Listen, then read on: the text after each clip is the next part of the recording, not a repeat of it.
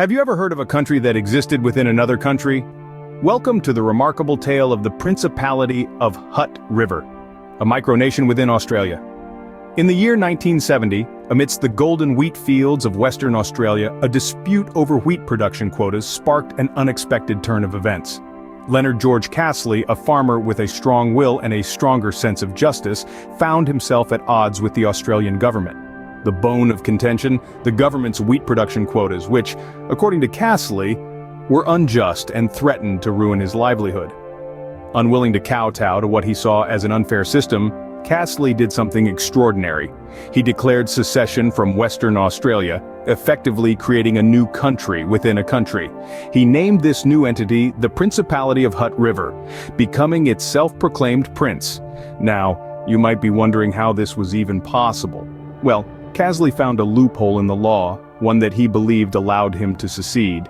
He invoked a rarely used, almost forgotten British law, the Treason Felony Act of 1848, claiming it gave him the right to secede if the government didn't respond to his declaration within a certain period.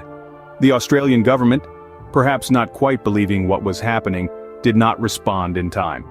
And so, the Principality of Hutt River was born, with Prince Leonard at its helm. It was a bold, audacious move, one that would set the stage for the strange and fascinating journey of this micronation. But the story doesn't end there. Oh no, the birth of a new nation is just the beginning. The real question is, did the world acknowledge this newborn micronation? Or was it destined to remain a quirky footnote in the annals of history? So, that was the birth of a new nation, a micronation to be precise, but was it recognized by the world? The Principality of Hutt River claimed independence, but how did the world respond? Interestingly, the world's reaction was a mixed bag. While the Principality declared itself an independent nation, Australia, the country it seceded from, never officially recognized it. From the Australian government's perspective, the Principality was not a separate country, but rather a private enterprise. This lack of recognition, however, didn't seem to faze the people of Hutt River one bit. Despite the lack of formal recognition, the Principality of Hutt River was not completely isolated. In fact, it had consular relations with several countries. This was a significant achievement considering that in the eyes of international law, it was not a recognized state. These relations may not have meant formal diplomatic recognition, but they did provide a degree of legitimacy. Even more intriguing is the fact that passports issued by the Principality have reportedly been used to cross international borders. While the Principality didn't have a standing army, it conferred naval commissions, adding another layer to its complex identity. The lack of formal recognition didn't prevent the Principality from forming its own constitution, or from Prince Leonard being seen as a harmless eccentric by the Australian public. This goes to show that there's more to nationhood than formal recognition by other governments. In the grand scheme of things, the Principality of Hutt River was a fascinating experiment in sovereignty and nationhood. It demonstrated that a group of people could carve out their own unique space in the world and command a degree of respect even without formal recognition. While not officially a country, the Principality of Hutt River had indeed carved out its own unique space in the world. Who ruled this micronation and who were its citizens? The Principality of Hutt River was a monarchy governed by the self-proclaimed Prince Leonard and his family. The autocratic rule of Prince Leonard was more than just a decorative title. He was deeply involved in the daily running of the Principality. The governance style of this micronation was somewhat an anomaly, a blend of traditional monarchy and modern administration.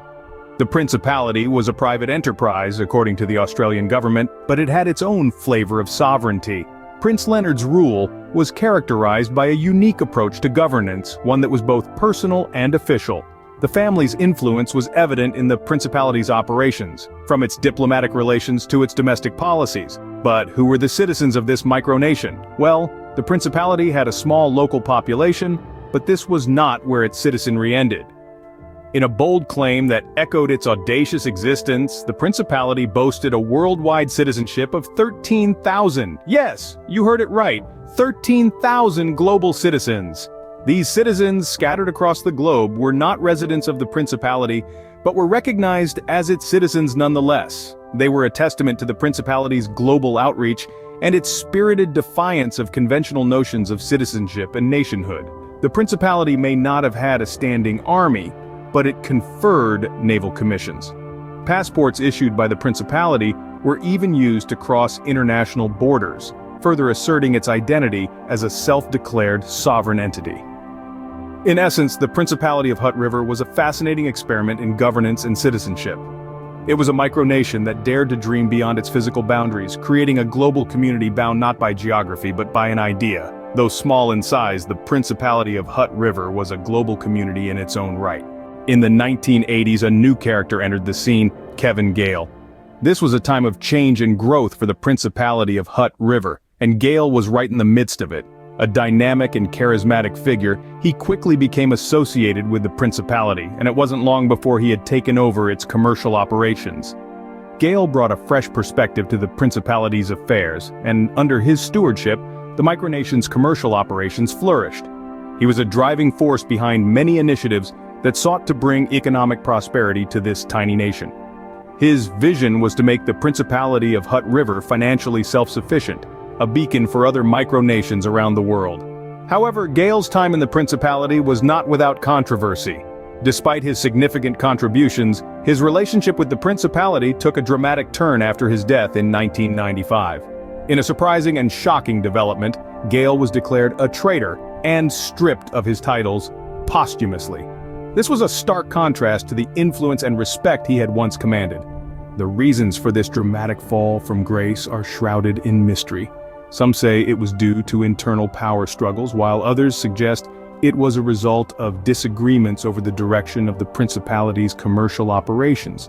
Regardless of the reasons, Gale's legacy was forever tarnished. Yet one can't ignore the impact Kevin Gale had on the Principality of Hutt River. His tenure marked a period of economic growth and development for the micronation, and his vision for its future shaped many of its policies and initiatives. His story serves as a reminder of the complexities and challenges that come with running a micronation. It's a tale of ambition, power, and ultimately, betrayal. But it's also a testament to the indomitable spirit of those who dare to dream and create their own destinies, no matter how small their stage might be. Kevin Gale's story is a dramatic chapter in the history of the Principality of Hutt River. Oh, all stories come to an end, and so did the tale of the Principality of Hutt River. In the year 2020, the world was brought to its knees by an invisible enemy, the coronavirus pandemic.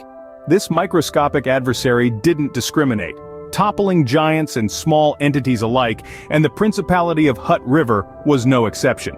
Despite its fierce spirit of independence, it found itself ill-equipped to battle the economic storm that came along with the health crisis. The pandemic's relentless grip choked the life out of businesses worldwide, and for the Hutt River, it was the final blow. As the pandemic swept across the globe, the Principality's revenue streams began to dry up. Its tourism, a vital lifeline, was cut off abruptly as borders closed and travel came to a standstill. But the once bustling micronation fell silent, its vibrancy replaced with an eerie calm. The economy started to crumble, and the weight of financial difficulties began to bear down heavily on Prince Leonard's dream. But the Principality didn't go down without a fight. It grappled with the economic turmoil, trying to keep its head above water, but the financial strain was too much. The cost of independence grew too high, and the dream that began in 1970 began to fade. The Principality of Hutt River, once a symbol of defiance and determination, was forced to dissolve. Its flag lowered for the last time. Yet, even as the Principality ceased to exist, its spirit lived on. The story of the Hutt River is a testament to human perseverance, to the pursuit of freedom, and to the power of dreams. It's a tale of a man and his family who dared to challenge the status quo and carved out a piece of the world for themselves. They stood their ground, faced adversity, and left behind a legacy that continues to inspire.